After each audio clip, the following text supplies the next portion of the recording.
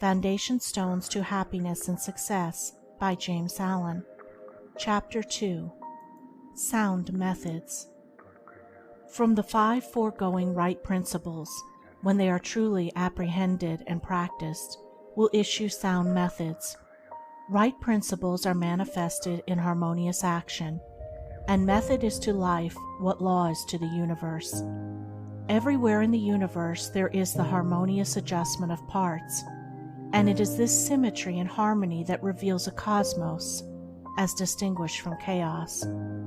So in human life, the difference between a true life and a false life, between one purposeful and effective and one purposeless and weak, is one of method. The false life is an incoherent jumble of thoughts, passions, and actions. The true life is an orderly adjustment of all its parts. It is all the difference between a mass of lumber and a smoothly working, efficient machine. A piece of machinery in perfect working order is not only useful, but an admirable and attractive thing. But when its parts are all out of gear and refuse to be readjusted, its usefulness and attractiveness are gone, and it is thrown on the scrap heap.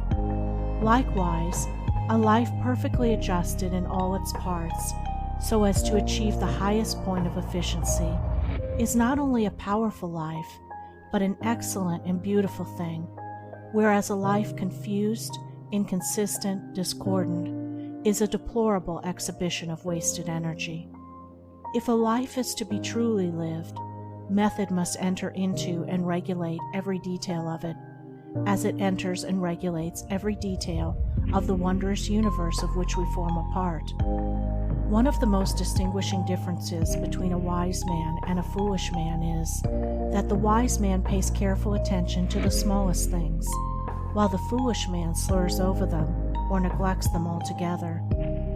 Wisdom consists in maintaining things on their right relations, in keeping all things, the smallest as well as the greatest, in their proper places and times.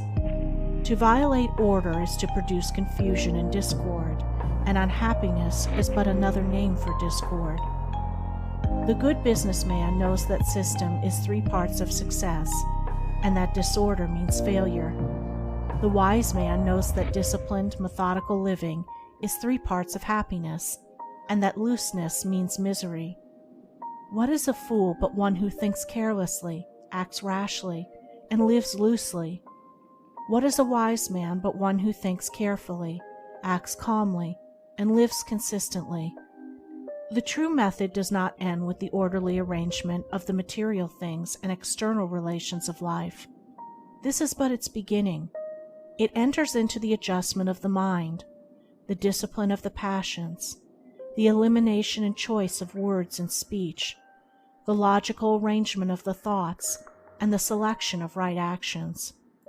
To achieve a life rendered sound, successful, and sweet by the pursuance of sound methods, one must begin, not by neglect of the little everyday things, but by assiduous attention to them. Thus the hour of rising is important, and it's regularly significant, as are also the timing of retiring to rest, and the number of hours given to sleep. Between the regularity and irregularity of meals, and the care and carelessness in which they are eaten, is all the difference between good and bad digestion, with all that this applies, and an irritable or comfortable frame of mind, with its train of good or bad consequences. For attaching to these meal times and meal ways are matters of both physiological and psychological significance. The due division of hours for business and for play, not confusing the two. The orderly fitting in of all the details of one's business, times for solitude, for silent thought and for effective action, for eating and for abstinence.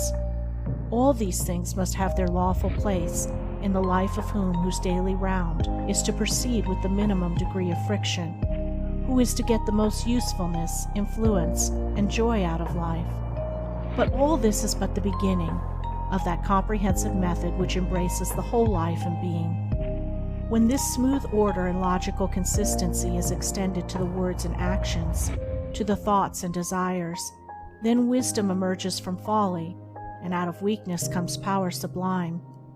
When a man so orders his mind as to produce a beautiful working harmony between all its parts, then he reaches the highest wisdom, the highest efficiency, the highest happiness. But this is the end, and he who would reach the end must begin at the beginning.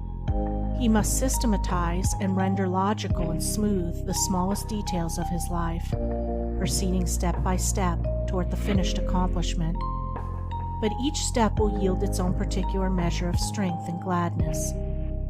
To sum it up, method produces that smoothness which goes with strength and efficiency. Discipline is method applied to the mind. It produces that calmness which goes with power and happiness. Method is working by rule. Discipline is living by rule. But working and living are not separate. They are but two aspects of character, of life. Therefore, be orderly in work, be accurate in speech, be logical in thought. Between these and slovenliness, inaccuracy and confusion, is the difference between success and failure, music and discord, happiness and misery.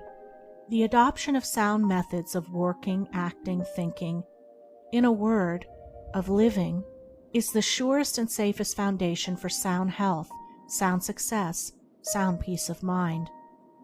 The foundation of unsound methods will be found to be unstable, and to yield fear and unrest even when it appears to succeed, and when its time of failure comes, it is grievous indeed. End of Chapter 2. Recording by Andrea Fiore.